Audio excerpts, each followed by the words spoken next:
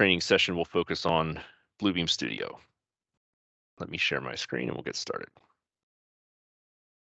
Bluebeam Studio is Bluebeam's cloud-based collaboration tool that includes both Bluebeam Studio sessions and Bluebeam Studio projects, and we will go over them both. The infographic I have on screen now kind of details the differences. Bluebeam Studio sessions allows team members to collaborate simultaneously on documents. Multiple people can be in a document at once. You can also work offline, and once you have an internet connection, any changes you've made will be uploaded. And you can invite people to a studio session who don't have a Bluebeam license. They can download a trial, and once their trial ends, they can work in view mode. They can even work on iPad if they don't own a Bluebeam license. Projects is more like a central repository of PDFs and other files in the cloud. It stores the revision history of each document. Only one person can be in a file at a time, but it does allow you to access PDFs on Bluebeam's cloud, so it's outside of Genesis's network. The advantage of this is if our servers ever go down, if we have a power outage, you can still access your files. You can also invite outside consultants and clients who don't have access to Genesis's network, so there are advantages there too. The first one I'm going to go over of the two is sessions. So if you're looking for the Bluebeam Studio tab, it's this little building looking icon.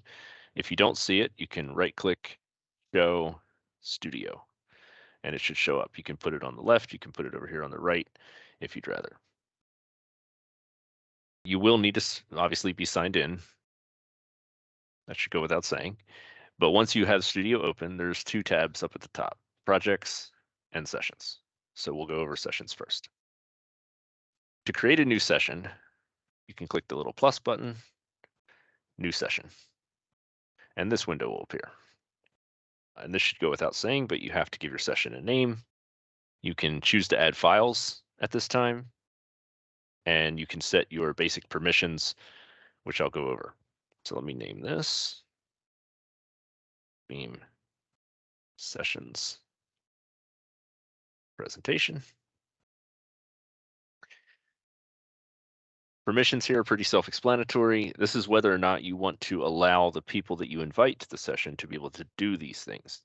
So you can allow or disallow them to save as on a document, print it, mark it up, set markup alerts, which we'll go over later, and add documents. And this is the default that you're seeing here. They're allowed to do everything, but they're not allowed to add more. Only you as the session owner would be allowed to add more documents to the session. And you can change that however you wish. This checkbox, restrict attendees by email address. Essentially, if this box is checked, a person has to be invited, has to be sent an invite via email, and have their email address added to the project in order to the session rather to join it. If this is unchecked, all they need to join it is this 9-digit code. If you look over here on the left, each session has a 9-digit code that's assigned by Bluebeam. And you can just send out that 9-digit code. And if you notice when I hit the plus button to start a new session, there was a join option. If you hit that join, which I'll demonstrate in a minute, you can just enter this 9-digit code and join the session. But that's not allowed if this is checked. You can also set the session to expire and exactly what date and what time the session will expire. You can add documents, which I will grab some here. And you can sort these documents. You can sort them by name, by file path, or by date.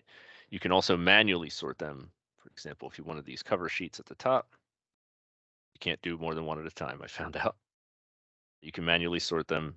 You can add files that you have open if you have PDFs open. And you hit OK, and it will create the session. It'll add the files. You can see they're uploading. Starts recording in the record. We'll go over that too. And it adds this invite users dialog box pops up when you first create the session. And you can click this to type or paste in people's emails. You can add emails from groups that you may have set up, or you have your address book. If you choose to invite people, you can add a custom message, or you can choose not to. So I'm not going to add anybody right now. Do that in a few minutes. You can also click the plus button here on attendees to get the same window to show up again. So before I show you anything else, I want to show you how to get back to where we were a minute ago, and that's leaving a session. To leave a session, you can click this little open door here, and that will leave the session. Leaving a session is not closing, it's not ending the session or finishing it. It just means you don't want to have it open at this time. It'll be in your joined list, and you can always re-enter it at any time. Speaking of this joined list, you have two tabs here, joined and not joined. These are obviously all the sessions you have joined, and this is all the ones you have been invited to that you have not joined yet. So let me go back in that one. Now, before I do, real quick, you can also right-click sessions from this menu, and there are some options here. You can obviously open it, just same as double-clicking it. You can copy the session ID, which is this 9-digit number. If you wanted to paste that into, say, a whole group chat, and you didn't have restrict attendees by email address checked on, you can copy the session invitation and paste it, and I'll demonstrate that now. Second. Gavin, I'm going to use you as a scapegoat. This is what it would look like. You can paste this into an email, you can paste this into Teams, and it'll basically paste the invite to them.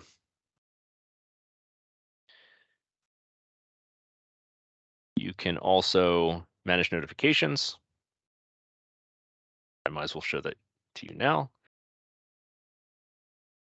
Before I do, you can also remove a session from the list, or you can finish the session. Now, removing the session from the list will just make it not show here. You're still part of it. You've still joined it, but it will not be in this list anymore. I haven't found a way to get it to show back up again without clicking join and putting in the 9-digit number. So keep that in mind. But the session is not gone or finished. Finishing a session is closing it, ending it, and you can only do this with sessions that you own. You cannot do this with sessions that you've just been invited to unless you've been given full control and the ability to do that. Now about your notifications here. When you go to manage notifications, this window will come up, and you can change your notifications for just this session, which you can check on or off. And you can also check on or off for your account. This is your overall account, whether you want a daily digest, if you want an email with markup alerts, and we can expand these too. And it'll tell you more about what exactly this is. If you get a daily digest, for instance, you'll get all the following information. And that email will look like this. Your daily report, documents added, removed, and you'll get one for each session that you have set it for.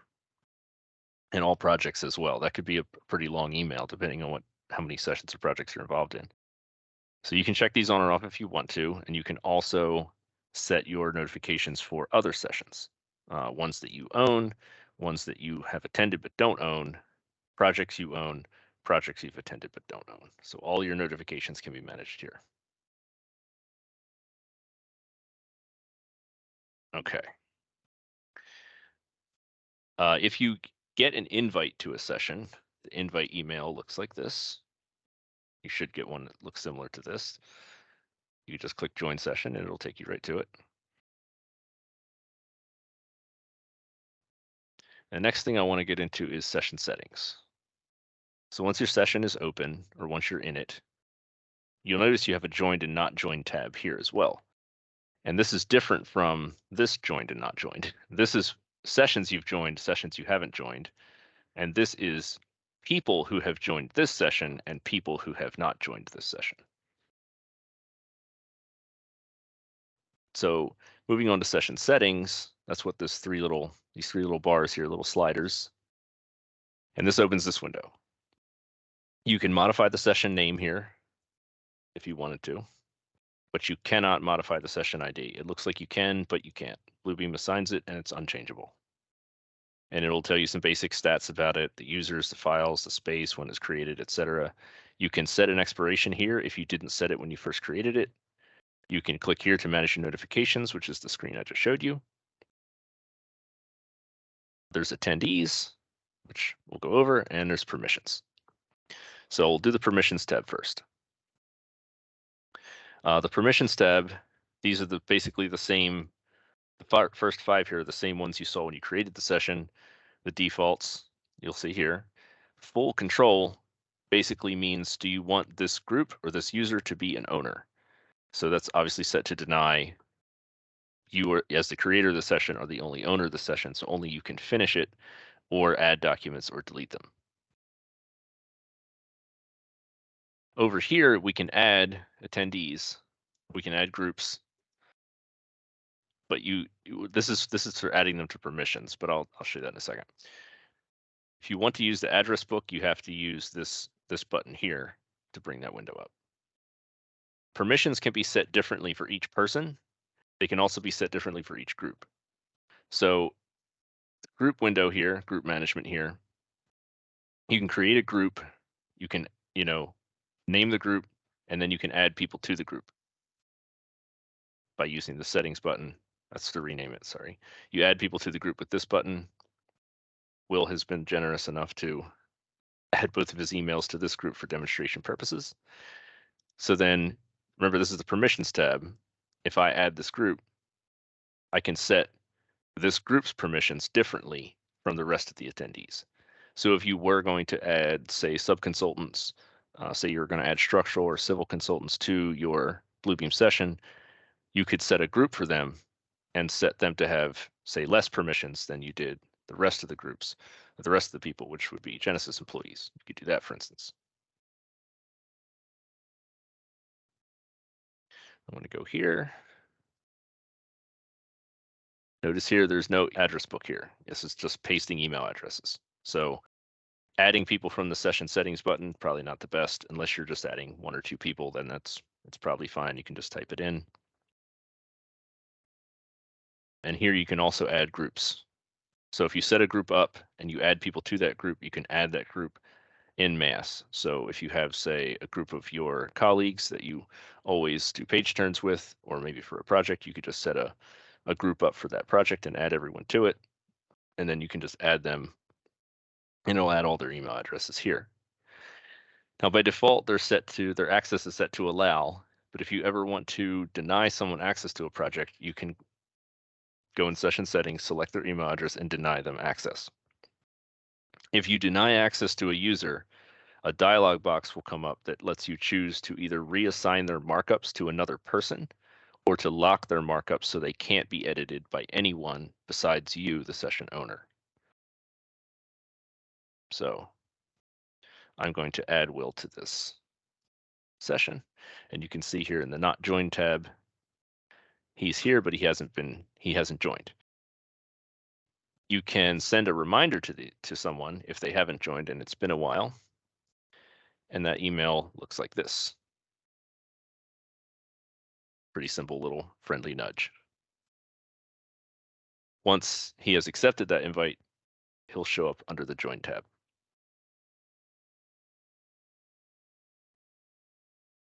You'll notice here there's a status dropdown. There is 3 default statuses. You can tell everyone else in the session whether or not you are waiting, reviewing, or finished. You can also customize. You can type in your own status. If you want to say, I'm away, it'll tell you you're away. And it will come down here in the record. It'll say that you set your status to away. Once you set a status, it will show up in here. And you can go customize. All of them will be here drop downs. You can delete any custom ones that you've made. You cannot delete the built-in ones.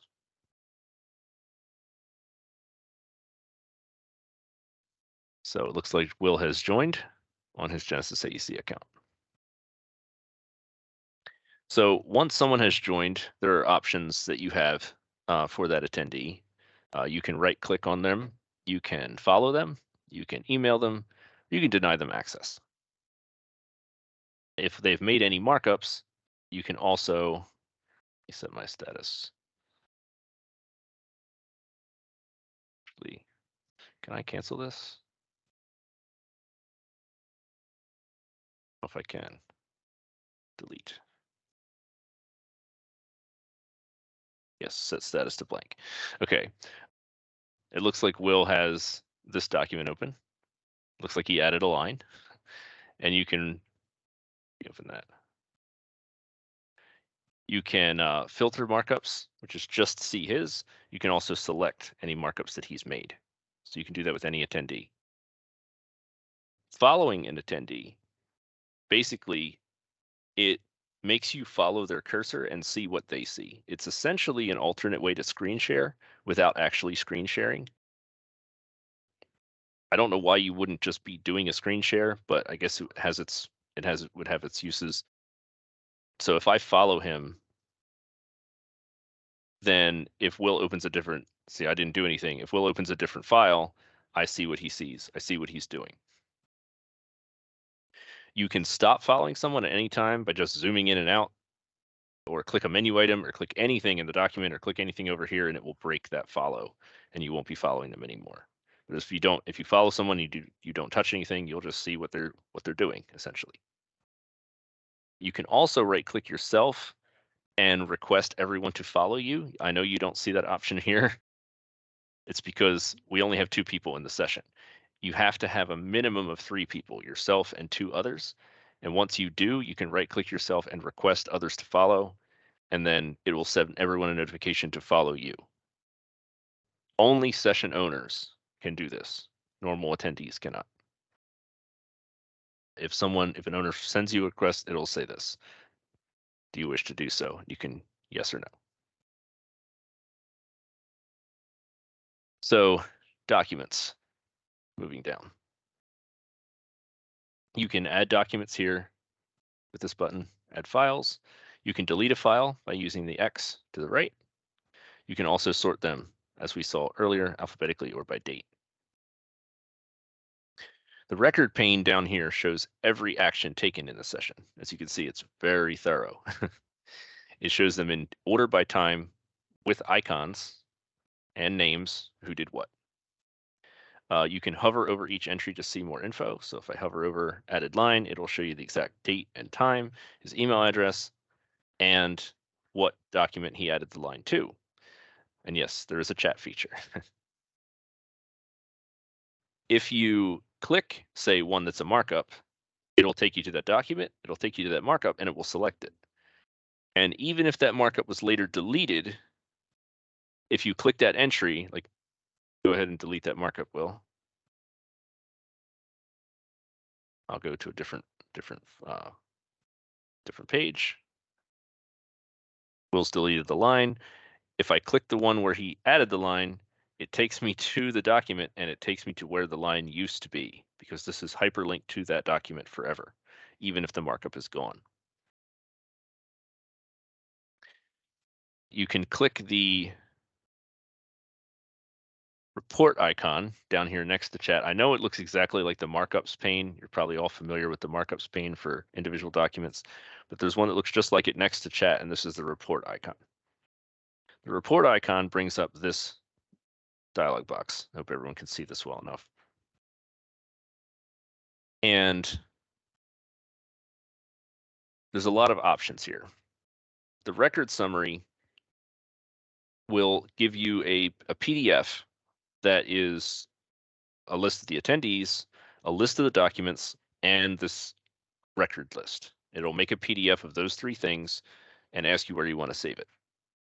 The PDF package report will take all of the PDFs, all of the actual PDFs in the session, plus the report, the record summary report, and package them together as a Bluebeam package. I don't know how else to word that. It can only be viewed in Bluebeam. It functions as a zip file. When you open it, you'll have basically a list of files that are in it. It looks like you're viewing a folder.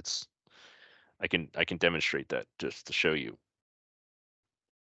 And the combined files report is similar to the PDF package report. It makes a combined file of these documents plus the report, the summary. So I'll just show you this one, but before I want to go over these 2. You can choose whether or not you want to include the attendees list, the documents list, and the record items. You can filter things out. You can turn off certain columns. You can change its title, etc. Portrait, landscape. But I'll hit this OK. It asks me where to save it. I'll save it in here.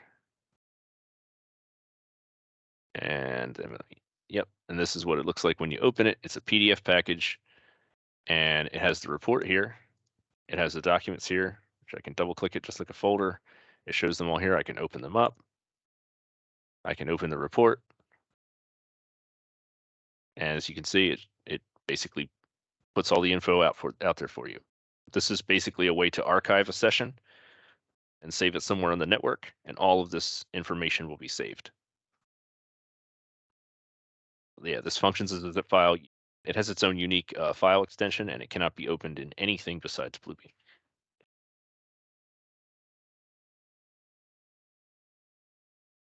Next is alerting attendees. So once someone has added a markup, you can right-click a markup. Well, I thought you could. Oh, is it an actual markup? Let me see. Will, can you draw something, please? Look here where. I'll see it. Okay. He's added a line. So you can right-click the actual markup and alert attendee. And you click choose. Who do you want to alert? You can do the group, or you can do the person. If you alert a person, it will email that person that you alerted them. It will add an entry to the record, which I'll show you. Hey, Clark, alerted Will Wydock to line. And it will also add an entry to the notifications tab of the person that you alerted. I don't have it, but Will does. And then he can look in the email. It looks like this. I think I have one. Yep. Or this is a Clark alerted each line. You saw that. That's what he sees on his end. And the email that he gets will say markup alert, names, provide details. This is the markup that this person was alerted to, so that they know, hey, there's something that needs your attention.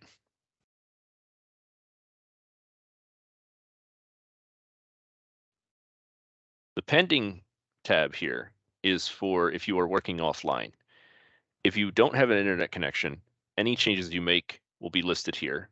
And then when you do reconnect, it'll upload all the changes you made. Well, theoretically. Up here, there's a connected button. This will tell you whether or not you have a connection. You can click this and manually disconnect if you want to. Everything pending. Once it uploads it, this should be gone, and it will add all the pending changes to the record.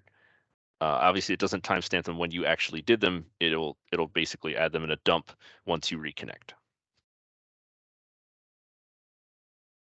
So again, we can leave a session up here, and let's take it back to here. And you can filter sessions. If you're in a ton of sessions, you can filter them by sessions that you own, sessions that you've attended, or by all. And you can sort them by name or ID, or which ones you accessed most recently, which is the default. To finish a session, you can, provided you own it, you can right-click on a session and go to Finish Session. And it will bring up this window. Do you want to include markups from? So if you say, oh, Will's markups didn't matter, or they were just temporary, I can uncheck them and they won't be included. You can choose to save, to overwrite the documents from where you uploaded them from. You can choose to save in a different folder, and this is the default. You can also choose this, and it will make a subfolder for that particular session. That could be useful if you do this a lot. Or you can choose to just not save anything, and also close files after finishing. And then you can choose to generate a report, which is the exact same as the report I showed you earlier from this button down here. And you can change where it goes and all of the report settings that I showed you earlier. So if you're finishing a session and you want to archive it, for posterity, you can generate that report and create a PDF package or a combined file report and have all that information saved.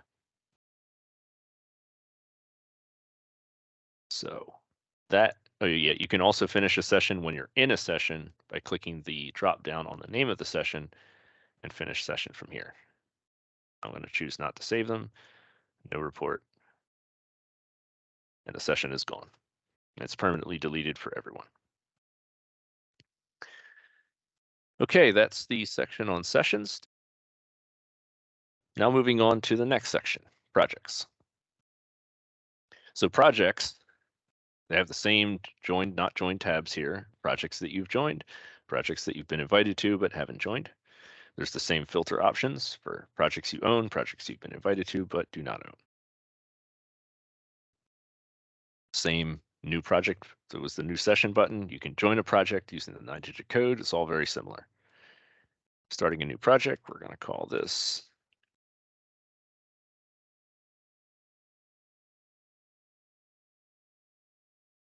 projects presentation. Takes a second. Now it opens the project in its own tab. And you have this option here, which lets you basically add files to the project.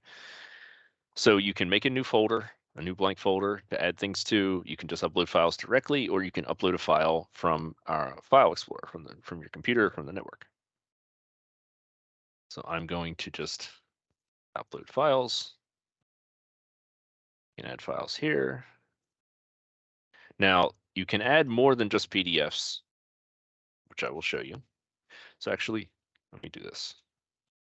Let me upload folders. You can only upload one folder at a time. Photos. So now we have our two folders in here. You can upload non-PDF files, and they will open in Bluebeam. If you have, site photos, survey photos, whatever. You can, and I want to tell you can do this, but I'm going to recommend you don't. You can upload, say, Word documents or Excel files to a project, but we highly recommend you don't do this. The reason is they don't function the way PDFs function in a Bluebeam project. If you open a Word file, for instance, that's in a Bluebeam project, you have to check it out, which I'll go over that in a minute, and check it back in, but you have to save the file before you check it back in order for the changes to be uploaded to the server. It's very easy to make a mistake and lose work. So our recommendation is to use Office 365's SharePoint feature to collaborate on Word and Excel files in the cloud. It always auto saves. You can work simultaneously. It's just much better all around. You can drag and drop folders into here. You can just drag them in, or you can right click and the same options are here. The invite icon is the same as sessions. Looks exactly the same. You can use your address book. You can add a message. Project settings. There's an extra tab here, but I'll go over these. Manage notifications, same thing I showed you earlier in sessions about getting a daily digest or a summary report every day of what's changed in all your projects, et cetera. That's there. You can change your project's name. I can't change the ID. User access, you can email people reminders to join right from here. You can allow or deny them. This restrict users is the same thing from sessions. If this is checked, they can't use the join ID to join. Permissions, also the same. You can add groups here if I wanted to. Again, that's to permissions. You can also add invitees or groups here. I just added Wilf to that for the heck of it. But there is an extra tab here. Folder permissions, by default, is set to read only. And that means that you, the project owner, are the only person who can change documents, that is, check them out, add documents, or delete documents, or folders. So by default, you want to set this to at least read-write. This will let people add more and mark them up and check them out, but they can't delete any. If you want to give everyone the ability to also delete files, you have to set it to read, write, delete. This is a Bluebeam default. It's always this, and we can't change that default. So please remember to change this whenever you create a new project. I'll set this to read, write, delete. And you can expand this too to include specific folders. So you see I have a drawings and photos folder. If you wanted people to be able to read, write, delete overall, but you wanted that folder, that photos folder, to only be read only, you can set for each folder its own permissions. Otherwise, it will inherit from the parent, which the project root is above them all. If there's subfolders in here, I believe you can set subfolders individually as well.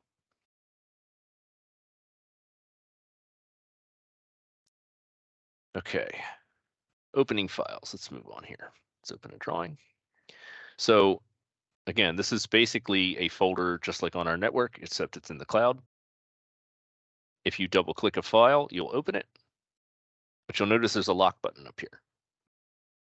You do need a Bluebeam login/license to mark up documents in a project, unlike sessions, which does not require one. If this lock button is here, that means you're just viewing this. This is view only mode. If you go to your markups, your markup tools, they're all grayed out. In order to mark this document up or make any changes to it, you have to check it out. Checking out a PDF is a lot like checking out a library book. You're basically obtaining permission to edit that file. And that can be done several ways. You can click the lock, check out. You can also, in the list here, you can right click, check out. You can right click the file itself in these thumbnails and check out. I will note that infuriatingly, you cannot right click the tab. That gives you these options. You have to left click the lock to check it out. Once it's checked out, if you look back at the list here, you'll see the little checked out button here that tells everyone else that this file is checked out. If a file is checked out by someone, no one else can check it out. They can open it, but they open it in view only mode. So if I make, say, a markup here,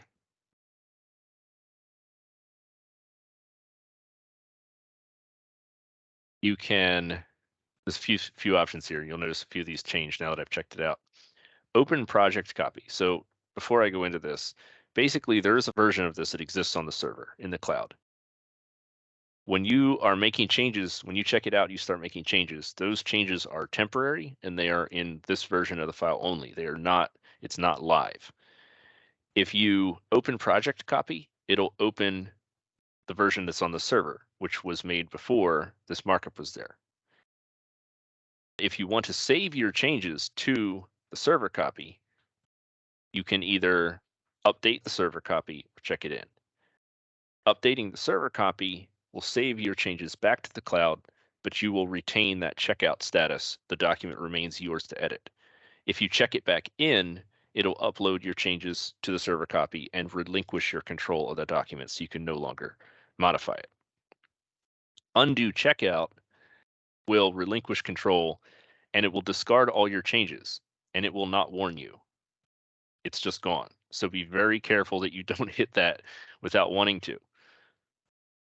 I don't know why it doesn't ask you, but it doesn't. Revert changes, on the other hand, will ask you, your changes will be discarded. Is that okay? So at least that one has a safeguard, but undo checkout deletes your markups and checks it back in. So let me check this back in with this markup on it. You can add a comment, you know, if you made a certain change, you want people to know why, and it'll upload it back to the server and check it back in. You see the lock file. Now, once that's been done, if you right click, there's a revision history for each file. This is something that Sessions does not have. Revision history, as you'll see, did I choose the wrong one? No, it just took a second. So revision history shows you all the versions of the file. Every time someone has checked it in or made modifications to it and uploaded it back to the server, a new version is created. And Bluebeam's cloud maintains all these versions. So if somebody made a change that you then don't want to see anymore, if you can revert to an older version of that file. You can choose to open that revision, which will just go back in time and open it. And it's obviously by default locked because it's an old version. You can also choose, close that. You can also choose to restore an old revision. So if someone made a change that we don't want made, we can go back, restore an older version. It will not erase this one. It'll simply take this one and copy it to the latest one, as you'll see. So now this is revision 3, which it auto comments restored from revision 1. So if I want to say, hey, actually, I did want that change, I can restore the change that was made in revision 2 if I want to. This is a very useful feature, and it's a nice little auto archiving feature that Projects has that Sessions does not.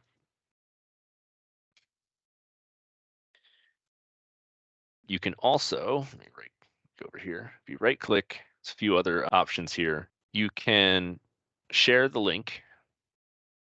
It'll ask you, okay, how long do you want to share it for? Your only two options are for 24 hours or forever, which I thought was a little funny, but you can password protect that file if it's sensitive. And you can also choose to flatten all the markups first. When you send that shared link, it looks like this. And notice here it has the file name and it has a download button. Now, this was from the Bluebeam course that I took, and this is a little misleading. So the link that you send here, this file name link, this is a live link. If you open this, it'll open the latest version of the file on the server. So every time someone makes a change, if you've emailed that link to someone, you don't have to share that link with them every time a change is made to the file. This link is live. However, obviously, if you download a copy of it, that copy will not auto update. So you would have to keep downloading it to keep getting the latest. So keep that in mind. If someone shares a file with you, you can download it if you want, but the only way to get the latest version is to click on the shared link itself.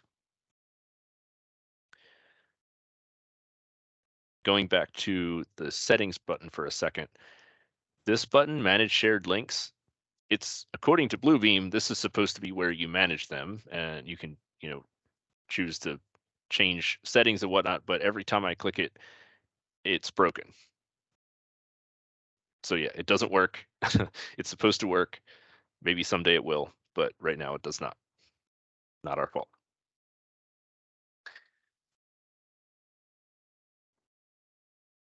A few other things. Let's see here. You can also right click and add to session, add to a new session, and this will basically create a new Bluebeam Studio session using whatever files that you told it to. I believe you can multi-click, add to new session. If you do this, make a new session name, it makes a new session, uploads all the documents, and then under your project, you'll see the session, and all sessions that are currently active will be a little subheading underneath that project. You'll also notice in the list here, they are in a session. If you open this, it's locked. You cannot check it out because the session has already checked it out. So keep that in mind. If somebody in your project, say you invite a whole bunch of people, if someone starts a session and you, the project owner, really, really need access to it, you can revoke checkout. It will discard all the changes made in that session and revoke the checkout. So use with caution. I honestly don't remember if it will warn anyone or not, or what happens if other people have the file open, but yeah, it will erase their markups. If you finish the session, which by the way, you can just click it to take you right there. If you finish the session, you have the options here, same options you had when finishing any session. If you save them, that does not mean you're uploading them back to the server. You still have to check them back in, I believe. I'm going to not generate the report. Hit OK. OK. They're all still checked out. So you have to then check them back in if you want to upload their changes. Just because the finished session window says you're saving it doesn't actually mean you're uploading it to the server. So keep that in mind. Also, we go back to projects. The session is finished, but it's still here. If you try to open it, it'll just give you an error. That's the wrong one. Open session. Okay, that's weird. It's opening a different session. but this one is not here anymore. And if you click the refresh button, it will go away. So don't let that confuse you.